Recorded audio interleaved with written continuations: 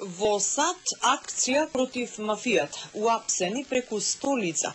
Разговараме со Ведран Антоновски од Гласот на Америка на македонски во Вашингтон.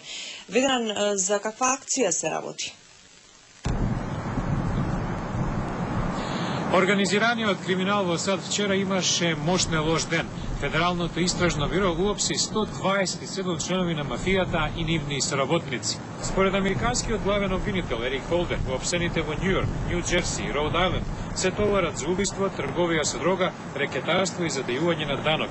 Меѓу нив има членови на сите 5 американско-италијански групи на организираниот криминал во Њујорк, познатата Коза Ностра, која има историски врски со Сицилија. Ова е најголемата еднодневна акција во историјата на бирото против организираниот криминал. Тања? Ведрана, зошто токму сега вакви апсења?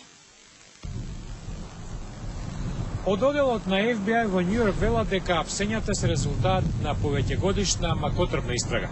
Некои од членовите на мафијата се согласиле да соработуваат и да носат направи за снимање во замена за помали казни, со што властите успеале да се инфилтрираат во мафијата. Погрешен е впечатокот дека Коза Ностра е работа на минатото и дека не е толку распространета и сурова како порано, наведуваат во FBI.